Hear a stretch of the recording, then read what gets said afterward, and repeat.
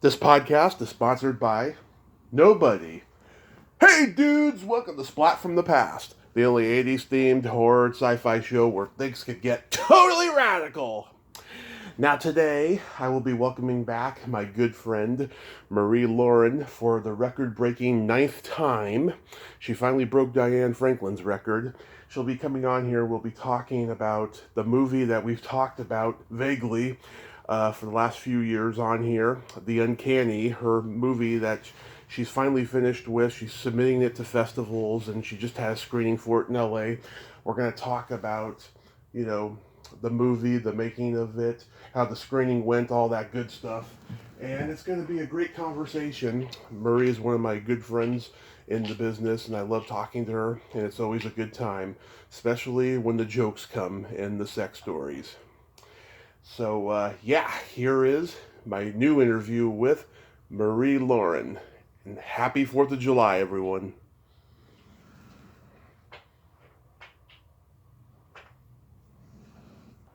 Hey, Tommy. Hey, Marie, happy 4th of July. Thank you. Are you doing anything special tonight? No, Mom got home last night, and they're just taking care of her. I'm just gonna do my emails to book next week's shows. Okay. Yeah, we're not doing anything either. I got a house full of dogs, and, I prefer to be home with them. Some of them get a little bit freaked out by the noise, so. Yeah, well, America's not America right now. But I'm in a mood to celebrate this year, Yeah. I mean, I thought everyone was going to celebrate this year because the last couple of years we've been in lockdown. But now it's turned political. Yeah. It's sad. It's fucking sad. And then another, a mass shooting this morning. Oh, really? Yes, in Chicago. Oh, boy.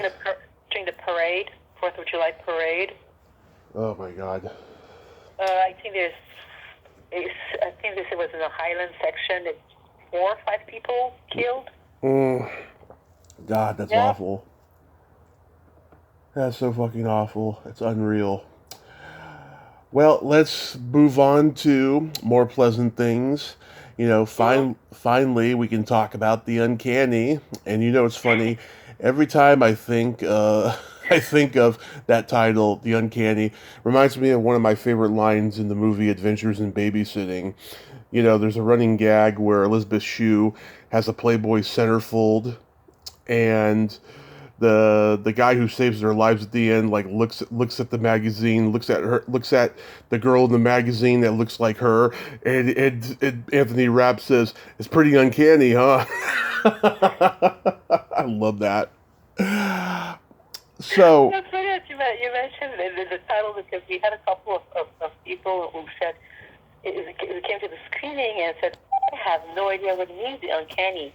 So they Googled it, and then they said, "Okay, I get it now." But one of them, a dear friend of mine, said, "Still, why don't you change the title to now? We shot the movie in Altadena, which is north of Pasadena."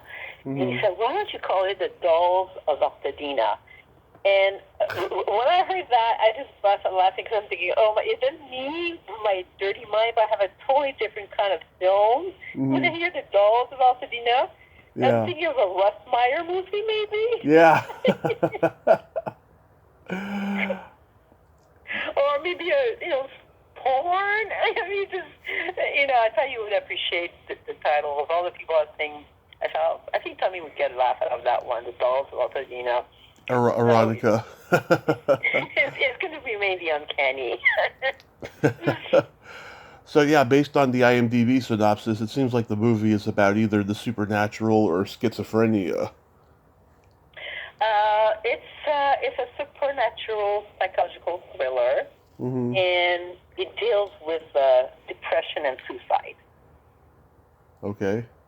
So, and it crosses one century, and it's about women who all happen to live in the same house. And there's a link, a connection between each of those women. And then I play Zuzu, who's an art therapist, who was an art therapist, and something traumatic happened to me at work. So I resigned and start focusing on my art, and I start unraveling and go down the rabbit hole. I like that. You start focusing on your art. So many people do that, especially actors. They start focusing on painting pictures. Yep, I start painting, and my character got a letter that she got in a show in New York, so she's still sort of obsessing with her paintings, and stuff happened left and right. I mean, I cannot reveal the whole story because there's a twist and this and that. But we go back and forth with the past and the present. And then we toy with the audience and the perception of reality. Is what's happening really happening? Mm-hmm. Or is it distorted reality seen through Zuzu's mind, who's basically losing it? And the audience will figure it out.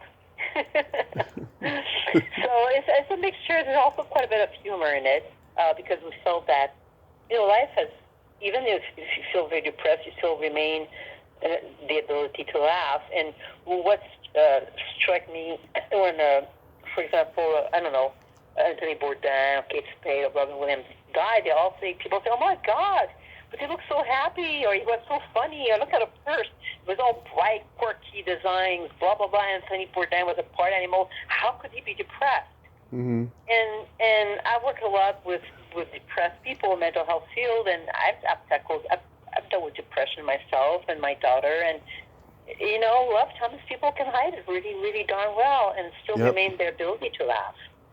Yep. So it was really important for us to go that way, and also in terms of the look of the film, the color, it's sort of very bright, lots of bold color, pastel, even neon colors. Because usually those kind of movies are all dark and gray and dark green and blues, and then as we go down and down, the colors change. And so we had our screening last Saturday, and I was scared shitless. Okay, yeah. I mean, because you put yourself out there, you're so vulnerable. I'm the executive producer. I wrote the script with my daughter. She directed me in it. I played the lead. I'm thinking, oh my God, if it stinks, I'm going to stink all over the place, right? and we've been, that. Tell me, I've been working on that film for how long? And living in a basement, working post-production because of COVID and messed up our entire schedule. We were done with the film at the end of 2019 as far as the rough picture. And I've seen the film, 100 times maybe, and you really lose perspective. You really do. You have no idea if it's garbage what you've done, or if it's good. You don't know. You just don't. And so I was really, really scared. And as a matter of fact, I had this night terror a week before the screening, where we were doing the screening, and I'm so nervous. I'm waiting in the parking lot with my daughter and my boyfriend who's in the film. It was the editor of the film. Mm-hmm. And we're smoking away. I never smoked in my life, but my dream I was smoking away. And within 15 minutes, my colorist, because the color process is the last step in filmmaking, so my colorist come running out. He said, "I messed up. I don't know what happened. They're showing the wrong movie. They're showing Steven Spielberg's West Side Story." And what happened, I must say to your audience, is that my colorist ended up being the assistant colorist on West Side Story, for real. Oh, yeah, you told me that. Yeah, she said, "I don't know, I really double-checked." She said, "Steven would have done that. He probably put substitute this movie for your movie so you could have people look at it." He said, "Well, I'm going to run to Technicolor and get the tape and be right back." And say, "Oh my God, what am I going to do meanwhile?" So I tell the audience, I go inside, I say, "I'm sorry, you guys had a mistake. Free popcorn and sodas, all you want, in the snack bar till we put the right movie in." So people are stuffing their face with free popcorn. Then Kevin comes back with the tape, puts it in. I go back outside, freaking out, all nervous. He comes out.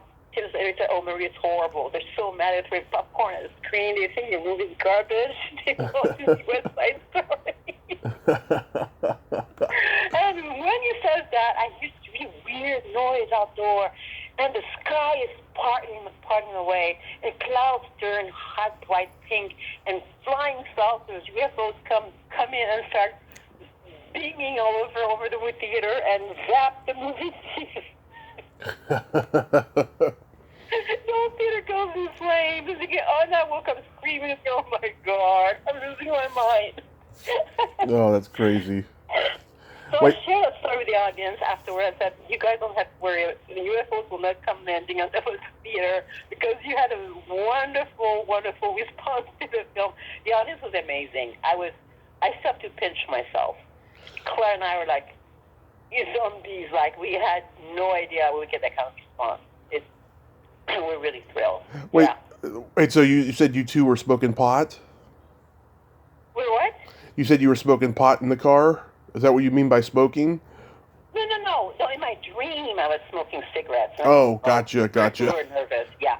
No pot smoking. But yeah, and it was beautiful. We had an amazing audience, about 240 people, and the people I invited were really, in terms of age, ethnicity, gender identity, was all over the board, all across. Was really representative of Los Angeles. Yeah. And usually when you do a movie, you try to market a particular audience, you have a niche. But to me, when we did our film, we really wanted to reach as many different people as we wanted to be across the board. And the audience reaction was unanimous, and it was so cool because right away they start laughing at the jokes. Yeah. And then they start talking to the character on the screen. We just get, oh my God, this is so awesome. I love it. I love it when you see a movie and people talk to the actor. Don't go there, Yeah. So, yeah, it went really well. Yeah, you and Greg are going to get along great because he is all about suicide prevention awareness. He does this thing called the Doubtfire Challenge. He gets a lot of his guests to do it, where they plaster themselves in whipped cream, taking a pie in the face for suicide and depression awareness. Wonderful. Yeah. No, the film is the film basically tackles two themes. The first one is it's like we have a lot of elements of fairy tales in it. So when you read a fairy tale, there's the obvious story. And our story is about depression among women, spanning one century, and suicide. And then on the other level, this sort of metaphor, we also talk about society pressure, which always been around, of women to treat women like dolls, to look like dolls, see them like dolls. And if you, I don't know if you ever play with dolls, but, if you look and pick up the leg or the arms of a doll, you'll see the inside is empty. It's not full of plastic. It's just like an empty vessel, right? Mm-hmm. So we had a Q&A afterward, and what my wonderful friend, Kenny Jones, who is clinician and also the head of the screeners for the Art Film Festival, mentioned how appropriate that theme was because of what happened with abortion. Women it's like we're not worth anything. Mm-hmm. Right? Absolutely. We're just empty vessels. With Roe versus Wade, so she felt the whole film was very, very appropriate. And I have here, I've made a list. Mm-hmm. Right now, what we're doing now is that we're preparing to submit some film festivals for 2023. Yeah. So we're working on a website, on a trailer, and a EPK and stuff. So we made a list of fun facts that we'd like to share with our fans on the website. And nice. You are having the world premiere on the fun facts of the Uncanny. Nice. So I am going to read them to you. Okay. Feel free to question me about them. Okay. Let's pretend there's some music here, okay? Okay, so, Jeopardy music. Do do do do do do do. Thank you. Number one. So the house where it was shot, which is my house, was built for a German doctor in 1930. So why do we think, German doctors, creepy 1930? And then in 1931, it was sold to a local prominent family who owned a mortuary. And the local rumors in the neighborhood claims that the house was used as a funeral parlor. Huh. And the downstairs, the basement where some of the scenes were shot, was used as an embalming room. And there's some proof of that. There's a draining, the floor downstairs is tilted with a drainage hole that was covered.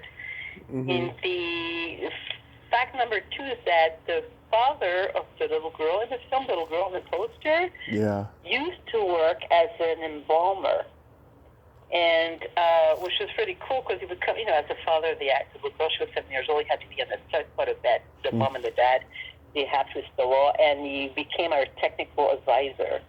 Right. And as far as the dead people of the film, because his daughter, was laying dead in the coffin, and he was able to position the body and give advice to the makeup artist what kind of colors to use and all that kind of stuff. Isn't that creepy? Mm-hmm. It's very creepy. It's very creepy. And then he was an embalmer before, but now he's the one that's a colorist. So that was very helpful because he was able to really apply the right hues, the right tints to our face, to the face of the people that died in the film. But yeah, it was pretty funny because Claire, who's the director, also dies in the film. And he was there. Said, no, you should have your hands like this, and then you should put that kind of color on your cheeks, and that kind of stuff. That was really cool. Now, what's also creepy is that we wrote the script in 2016 and 2017, mm-hmm. and the little girl in the film and Clara, in the film character, died of the Spanish flu in 1918. Wow. In the film. Yeah, that big pandemic, and we had no idea.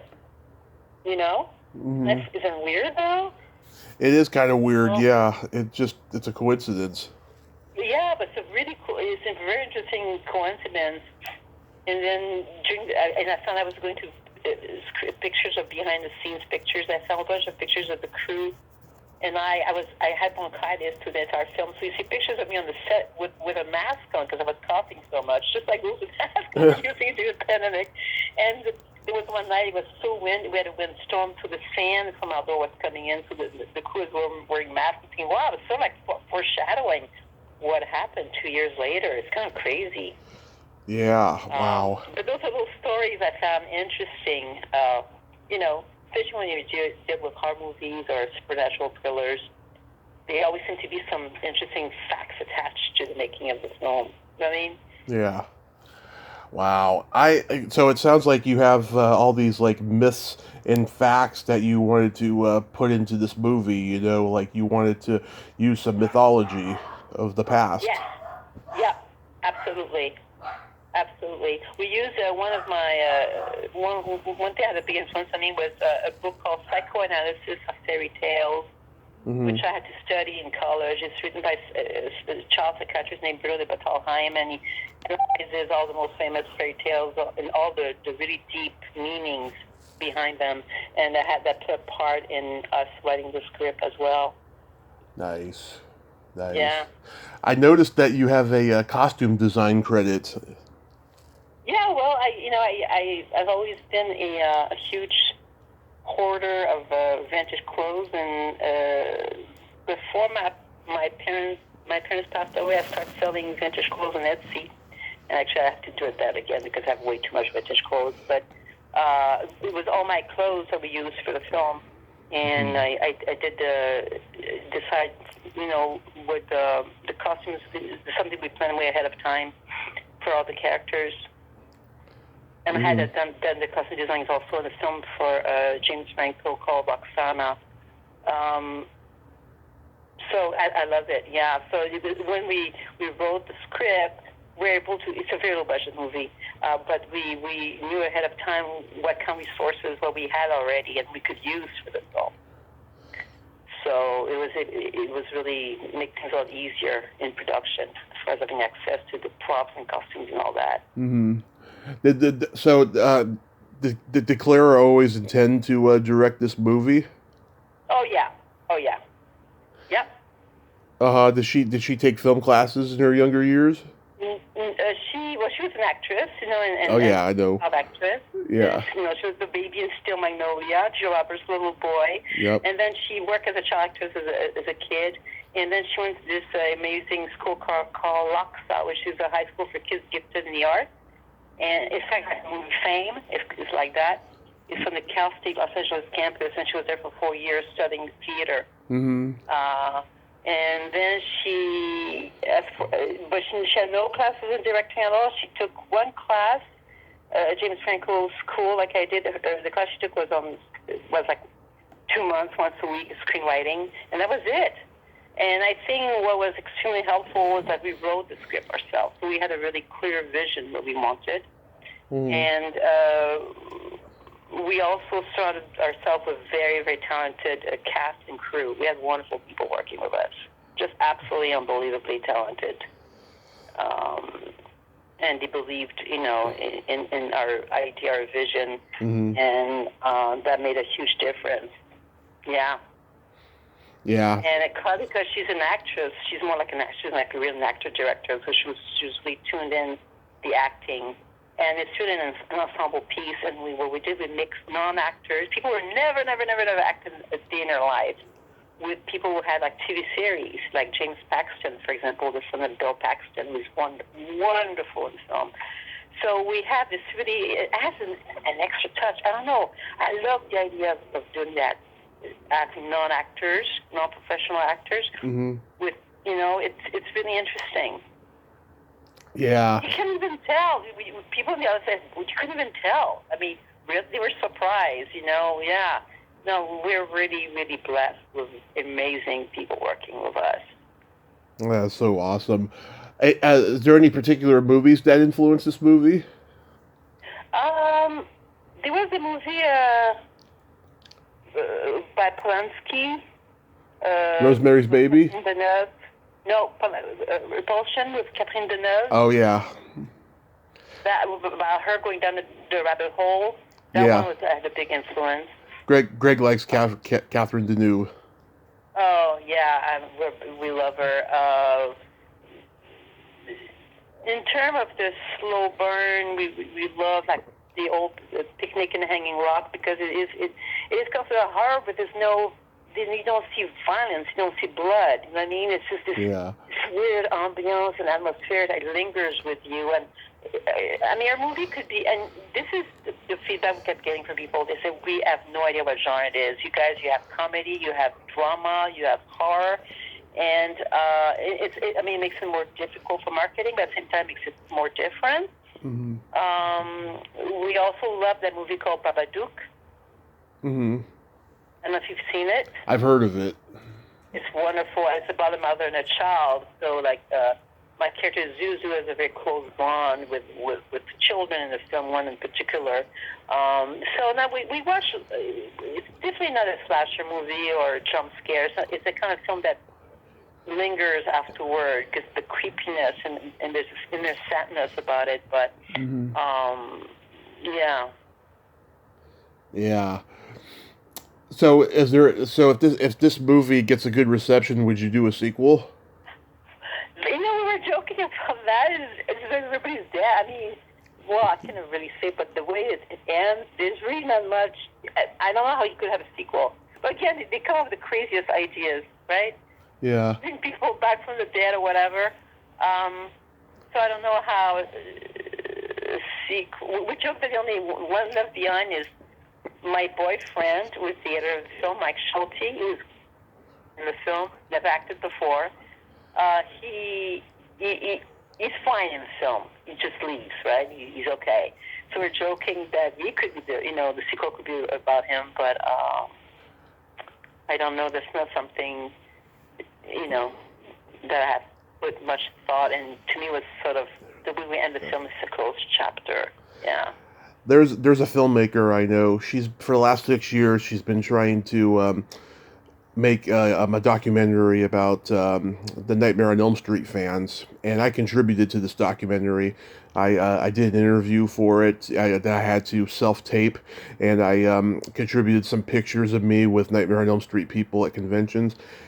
This was 5 years ago, and she posted on Facebook, she's been thinking about going into other genres of filmmaking because this is such a sensitive time with kids getting shot up and stuff, and Oh, kids are always getting killed in horror films and stuff, that she wants to, like, change genres for a while. Even I do, to an extent, because that horror movie that I wrote, that I've been wanting to make the last 5 years, yes. with the teenagers getting killed. Even I want to, like, write some comedy or something, and explore, aspects of my sexual past in them, with cuckolding and stuff. But I'm trying to figure out an angle of how to do that. Yeah, now you should try. You should go for it. In other words, our film, if this is very, very, very dark subject matter. Mm-hmm. Initially, the ending was very dark, and people, because we give the script to readers, and then we tested the rough cut. But the feedback we got initially was we need to give the audience a sense of hope. It was important. Everybody was pretty much in consensus on that. So we went back on the drawing board and add one more scene, and now there's a certain sense of hope the way the movie ends. And I think actually it's very important, especially nowadays. Because, Right. like you mentioned, everything is so weak and hopeless. I know. Everything, it's just insane. I mean, wherever you look, it's just bad news. I don't even want to look at the news anymore because it's just bad everywhere. Yeah. Everywhere. Yeah, fuck. I don't know. But there's got to be hope, Of course, I mean, there's got to be. I mean, you look at history, humanity, things have gotten really bad before, but my biggest concern right now is because it seems to be with the climate change, it's... Mm-hmm. People are, I mean, the governments are not getting it, so I mean... Oh, they're getting it. They're getting every dollar is what they're doing. Yeah, they don't care, yeah. They don't care because they won't be there when that happens, but do they care?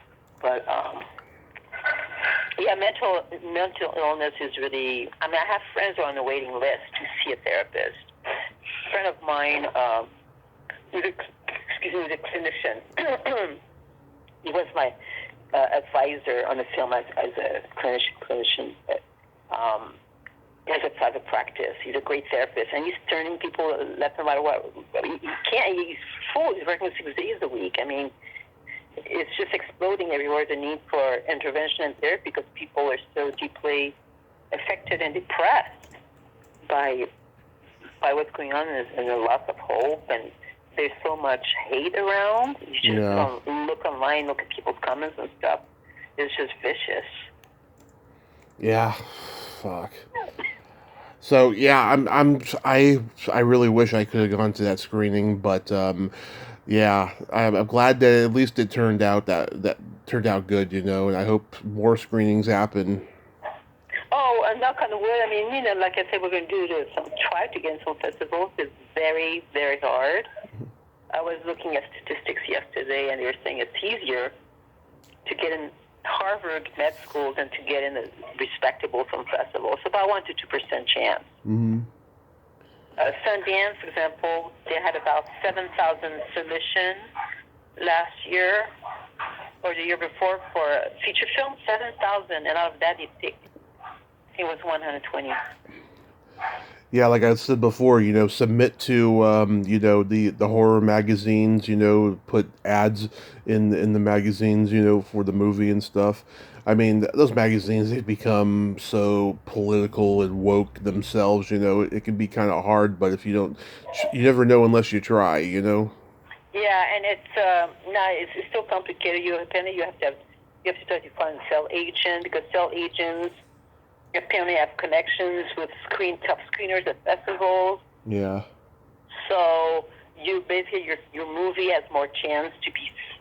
I mean, all movies are being seen, but it's starting to get pushed up. There's a lot of politics involved, like everything else in life. I mean, Claire and I, we don't even have an agent. We don't know anyone. I mean, we just really did that.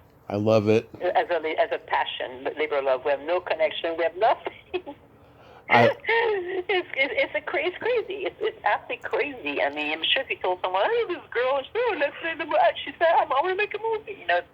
It's unbelievable that we finished it. We have a movie, and nobody got hurt in the process. You know what I mean? I didn't get sued.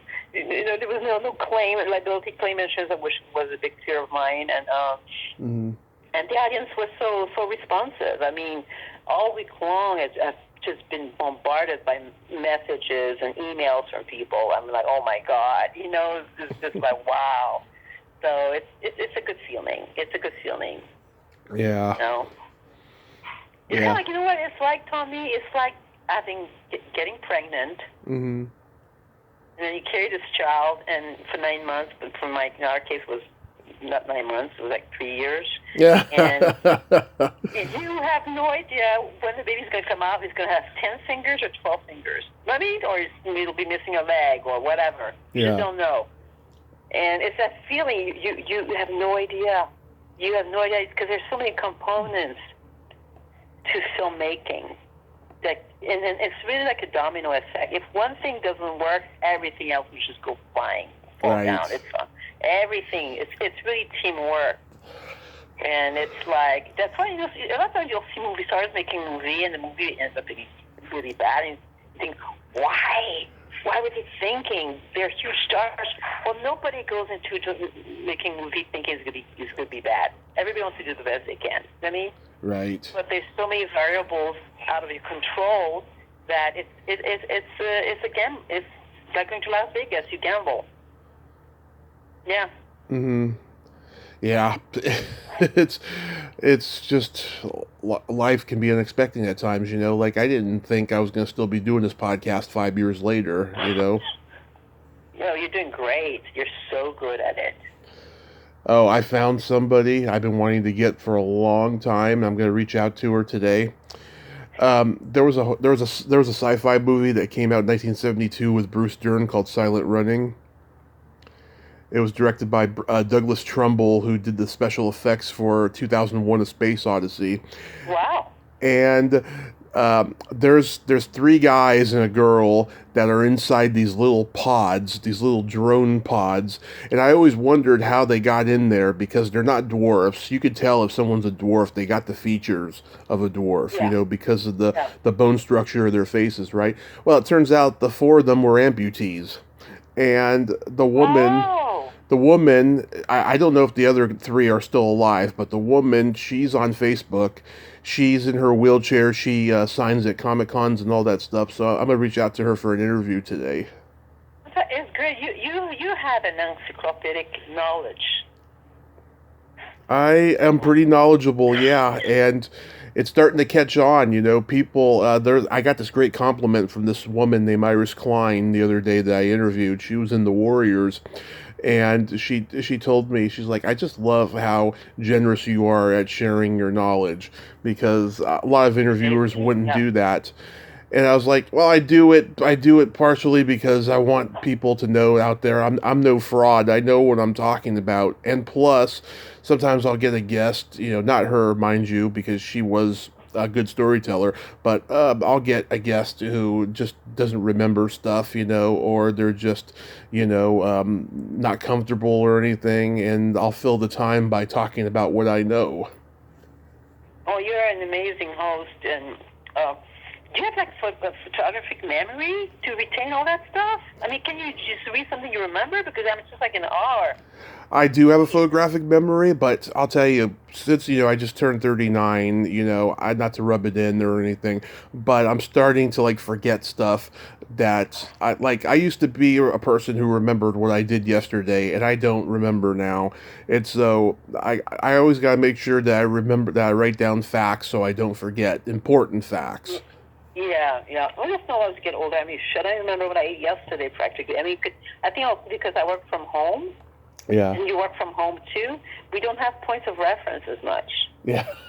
Exactly. You don't punch in and out every day. You don't have to look for Saturday and Sunday, the day off, because, you work from home. So, to me, the days are blend in one after the other, Yeah.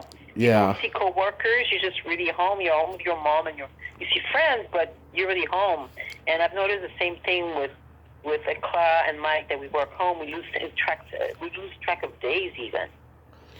Yeah, I got asked to leave junior college the last day of the semester when I was 19, and especially the You were film. asked to leave? Yeah, Why? I was disruptive. I wasn't getting the work done. I was correcting my film class teacher in front of everybody because he got so much information wrong, and I wasn't rude about it. I wish I could have been rude about it, knowing what was going to happen. I could have said, "Oh, au contraire, my good man, that is not what happened." I could have said that, but I didn't. Wow, no, you're not a rude. You're very, no, you're very good bedside manner. You're not rude at all. Oh, I can be rude. Trust me. Oh, I'm sure if somebody pissed you off, yeah, you know doormat. Definitely not.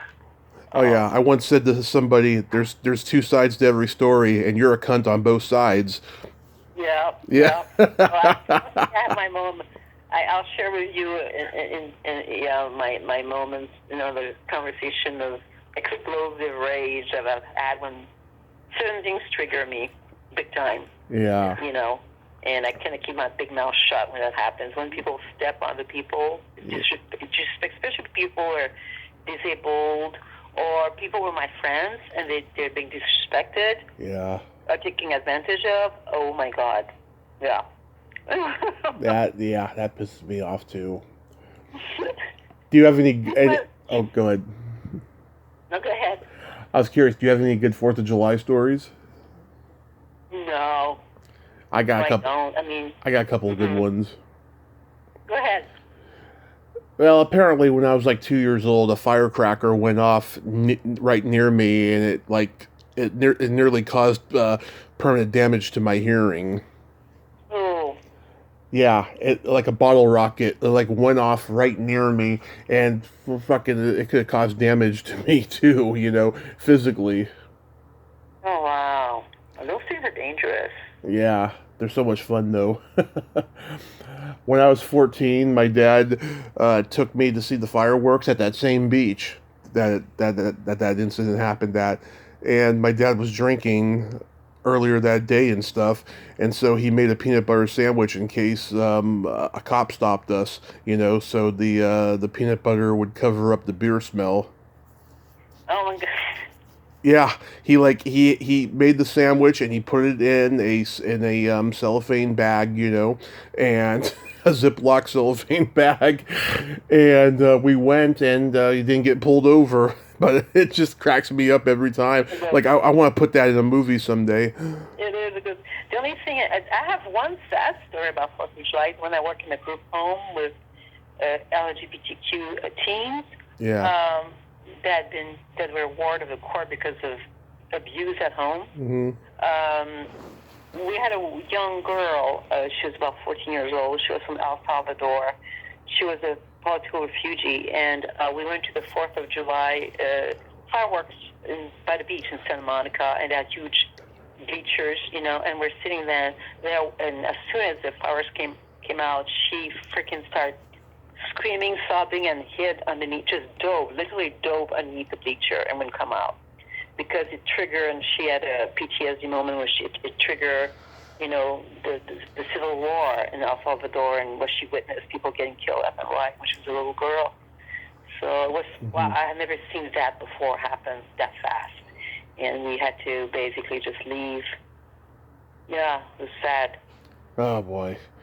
Yeah, when I moved back from Arizona, it was 4th of July, 2007, and I got there by noon, and then later on, me and my friends, we went to go play basketball. My friends, I hadn't seen them in like 3 months, and we went to this rooftop party, and there was people there that I didn't even know.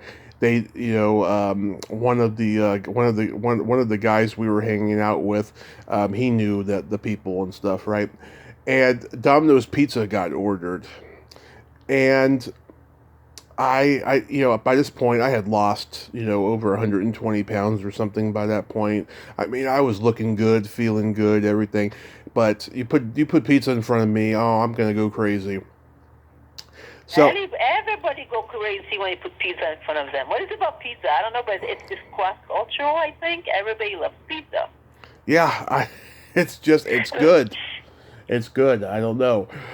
But I remember having a conversation with somebody, and I hear some drama. So there were two black girls that were there that ordered the pizza, and one of them was being held back, and apparently she was being held back from like coming over to confront me.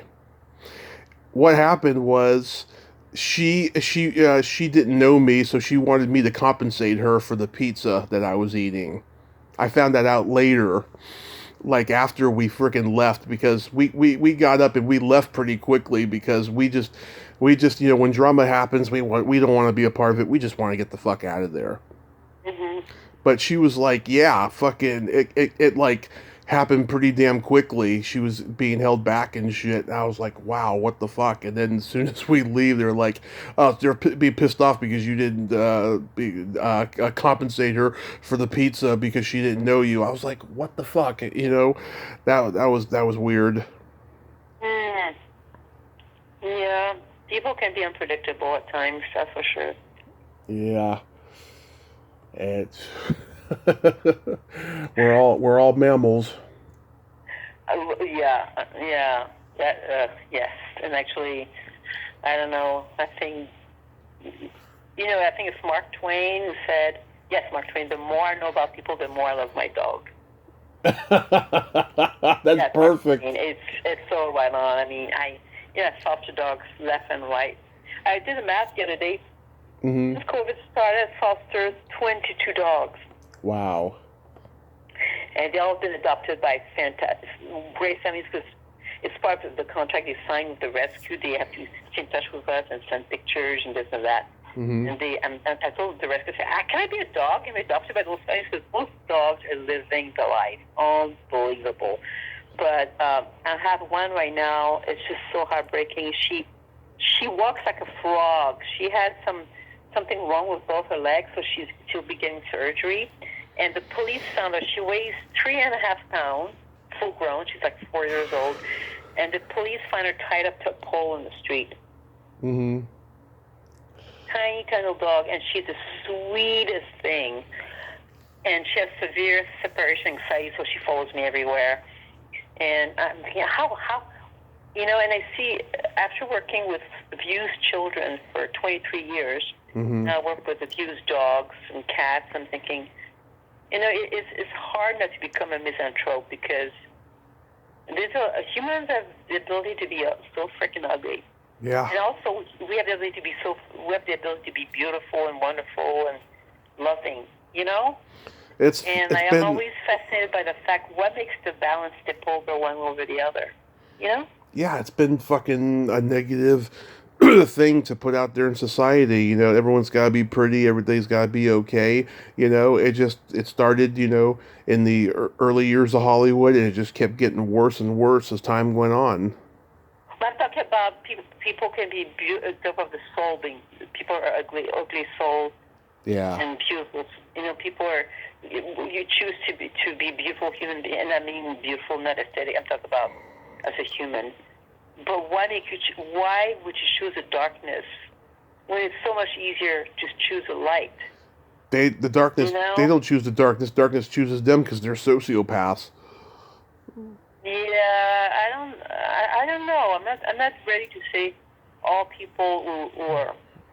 I mean, look, if you get, for example, Yahoo News, and you look at comments people write, those people are not. Most of them are not sociopaths, but they just they just love to be assholes. Mm-hmm. Why would you choose to be an asshole when you could be just nice instead? I mean, what do you get out of being a freaking bully or a fucking asshole? I don't get it. I don't understand how it could make you feel good to hurt other people. I mean, you must be feel very, very, very little inside. I don't know. But it seems to me, I don't think humans always been that way, or it's becoming more, and you didn't used to see it because you didn't have the social media, and now with social media and everybody can put their 2 cents out there and remain anonymous, so there's no consequence for their behavior. So it's all, they let everything out now. I don't know if we're getting worse. Is humanity getting worse, or we're just becoming aware of that we always were, you know? Yeah, it's odd. It's strange, it's part of society. I don't know. I don't know. I meet wonderful, beautiful human beings all the time. I don't surround myself by assholes. But I'm talking about strangers, things I see online, for example, and the news, and it's like, oh gosh, it's just very discouraging. Did you ever reach out to Maureen that I told you about? Did you find her on Facebook? Wait, which one? Maureen Whalen, who's got the horror ties. I'm not sure if I did or not. I know you tried to find her, yeah, because her last name was first, and then the first name last. Yeah. Yeah. Yeah, I don't think I did. I remember I tried, but I don't think I was able to. You'll have to help me out on that one. Yeah, tell me about it, because I every day she's posting hilarious shit on Facebook. She doesn't put anything political or nothing or any of that crap. That's great. Yeah. Every day she's posting dirty shit that's hilarious. Yeah, I mean, once in a while, I will post political stuff once in a while because it's too much. I just can't keep my big mouth shut. But Clara doesn't. No, Clara's no shame. She's still just going Twitter and Twitter away, you know? Yeah. She got death threats on Twitter. Really? Oh, yeah. Oh, yeah. It was so disgusting. She got threats and death threats. I mean, one morning I woke up, it was like a year and a half ago, 2 years ago. Yeah. And Mike says, your daughter is trending on Twitter. I said, huh? I didn't even know she had a Twitter account. I'm not on Twitter. I have my name on it, but I don't use Twitter. Yeah. Check it out. And she had, I don't have any comment, because she had posted something against Biden, basically saying she was unfollowing Biden. That's all she did. I'm unfollowing Biden. Yeah. Because of the accusation against him by that woman. Do you remember that woman? I forgot her name, that accused him of sexually assaulting her. Mm-hmm. Remember that? During the election time? Yeah, I remember. So she got death threats by liberals because she dared to say she was unfollowing Biden. That's what she said. I'm unfollowing him. Yeah. Fucking. It's just, there's no room anymore for discussion either. Yeah. People are ready to cancel you left and right. You know, it's just like, really? You're that perfect? That force of... Now, I understand there are cases, it's not up for discussion, you know. In the Me Too movement with Epstein, people like that, Weinstein. But there's a lot of other places where it's really gray, and it's like, who are you to ruin somebody's life? Because you have to be pretty much of a flawless person to give room for the person to correct themselves, to change their behavior, to discuss things, to improve. Mm-hmm. And it's very scary, because people now, I think the whole thing is that people are afraid to talk. And let's say somebody, someone that think about something, and he's the opposite of you, totally the opposite of you. And he says, okay, I'm done with you. I don't want to be your friend anymore because you don't think the way I do. Well, but how that person is going to change or grow, or how are you going to grow? You have to have an exchange of ideas in democracy. There's a former actress I know who doesn't work. She works in another industry now. She posted on Facebook after the abortion thing was overturned. She posted, I don't understand why these people are so up in arms. Abortion is still legal in this state and that state, why can't, they just go to this state and that state, And it's like, I'll give her a pass at that because she comes from a show business family. She doesn't know what it's like to struggle, She doesn't know what that's like. There's people out there who need an abortion. They can't even get a passport, So Horrible. Let's just have to say horrible. yeah, Yeah. so I'll give her a pass at that, given the source of where she comes from, you know. But yeah, I think that's awful to say. Oh, it really is. But to me, it's like if you meet somebody that with whom you think they're horrible, the way they think this and that, you wipe them off your life, you cancel them. They're not going to go away. They're not going to change your mind. Yeah. You know what I'm saying? It's like let's say you have a tumor or something on your skin that's growing, and you pretty much think maybe it's cancer, but you don't want to deal with it. Mm-hmm. The Band-Aid over it. It's not going to go away because you don't see it anymore. It's going to get bigger. Yeah. So I think it needs the key to that is with extremism, way people think is to keep the discussion open, the channel open, to have civil discourse. Unless you're a criminal and you're one of those disgusting humans that need to be canceled, but a lot of time. I had somebody friended me on Facebook. I don't know who he is, but he liked Creature a lot, and he's definitely not in terms of politics. He's in the opposite hand of what I believe in, and he would engage in arguing with friends of mine on my Facebook, page and this and that. My friend said, "Just cancel, just get rid of him, get him." I said, "No, I don't want to. I want him to be able for him to express himself and discuss things." Yeah. And I slowly start seeing a change how he was thinking. And next thing you know, he's sending me private messages asking me, "Well, what do you think about that? Mm-hmm. What do you think?" I'm thinking, "Well, this is beautiful." So I mean, it's like it opens doors, and unfortunately now people are not. It's like my way or hit the freeway, and unfortunately, and I don't think it's going to help us out at all as a nation. I hope so. I just started listening to this podcast that's very graphic about sex. It's called Strictly Anonymous Confessions, Mm-hmm. and it's on YouTube and it's on all the other platforms and stuff. Right now, she's on the host. She's on a YouTube lockdown right now. I don't know what for, but I listened to it and I just loved it. I'm like, God, these are my kind of people. The way that they're just so candid about their sex lives. Yeah, I noticed. Yeah. And yeah, I mean, some of the people they sound scripted. They sound like they're full of shit, But I just love hearing these stories. Well, essentially this country is supposed to be so liberal, is so purinatic. Excuse me. Can I say that word in English? Puritanical. Yes. Okay. Puritanical. Yes. About sexuality. Yeah. I'm glad that there's there's an underworld for it that people can live in and stuff.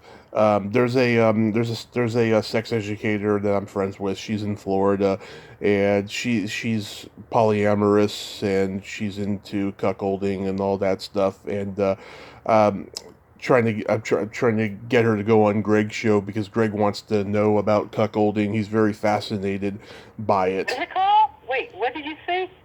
Holding what? Cuckolding? Cuckolding. C-O-C-K? C-U-C-K, yeah. I've never heard of that. It's when it's when the husband watches his wife fuck another guy or a girl. Okay. That's expression used. Okay. Yeah.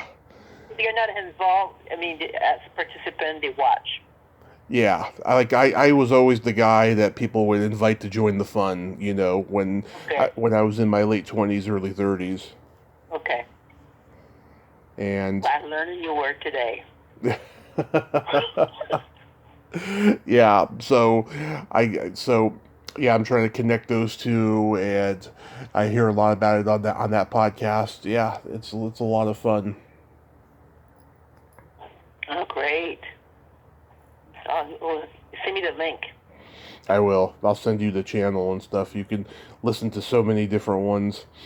And the host, she did a 500th episode where she's like answering fan questions and talking about her sex life, because she normally doesn't talk about it and stuff. And she's just as freaky as the callers are, you know. Okay. And she comes from a religious family. Her father was a Oh, that minister. happens a lot when everything's so repressed. Yeah, her father was a minister, and she used to work in a comedy club in New York. Okay. Yeah, So she wants to rid off some sense of humor. yeah. So that's pretty awesome. I have jokes for you. Well, Greg, because I don't have any for you, so go ahead. I want to hear them. Okay. What did the blonde say after she gave a blowjob? What she said? Way to go, team. Oh my God. That's what my stepdad used to tell, and he just, the way he smiled after he said it was so damn funny. It is funny. How can you tell if a French person has been in your backyard? A French person? Yeah. Oh, I should know that one. Heck no, I don't know it's it. old. It's old. Never heard it. Your trash is missing and your dog is pregnant. Oh my God. That was in Stand By Me. I've never heard of that one. Yeah, that was in the movie Stand By Me. That was a wonderful movie. Yeah. Oh my God, I'm at this new medication for blood pressure. Mm-hmm. And it makes me cough like this all the time. I hate it. Ugh. Ugh. I know. My brother, he had COVID for a week, and No. yeah, I'm fully vaccinated, but I was getting a cough for a little bit, and I was like, damn it, I hope I don't freaking catch it, and it's gone away, so I'm good. Oh yeah, no, I got 4. I got 4 shots now. That's good. Yeah. Yeah. That's good. So this is our nice interview, Tommy. Oh, thank you. This is amazing. This is amazing. Oh, We'll have to do something special on the 10th one. The 10th one. The 10th interview. What could we do for the 10th one? Well, I think we should do it in person, like, you know, that'd be kind of cool. Yeah, like but at a restaurant and just eat and talk and drink wine and talk. I wouldn't do it in the restaurant, but definitely somewhere. But like the thing is, I just don't know when I'm going to go out there. Yeah, I know. I'll have to go up there. You want to come up to Reading, seriously? How far are you from San Francisco? About 3.5, 4 hours. Oh, Reading. What's next to Reading? Sacramento's 2 hours away. Are you close to Eureka? Yeah. Okay. Isn't there some festivals up there? Oh, there's always some festival somewhere here. Yeah.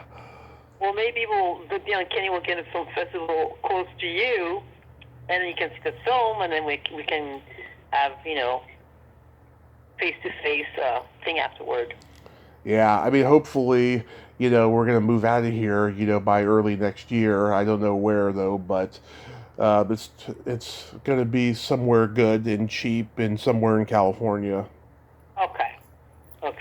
But I don't want to predict the future too far away, so we shall see. Yeah. But I hope you have a happy 4th of July, and it's low-key, and you and your boyfriend get some sex done today. Thank you. Wishing you the same. Thank you so much. So you have a great 4th of July, and be safe out there, and I love you so much. I love you so much, Tommy, and you're such a gifted interviewer. I mean, it's an hour goes like 5 minutes talking to you. Oh, thank you. Yeah. Okay. Okay. I'll talk to you soon. Okay. Okay. Love ya. Talk to you soon. Okay. Love you. Bye-bye. Bye-bye. Well, there you have it. Marie Laurin. Ain't she a sweetheart? I love her. She's one of my good friends. I'm so glad we got to talk for the 9th time today. Well, until next time, this is Tommy Throwback Kovac saying there's no shame in living in the past because the present sucks. Later, dudes. Happy 4th of July.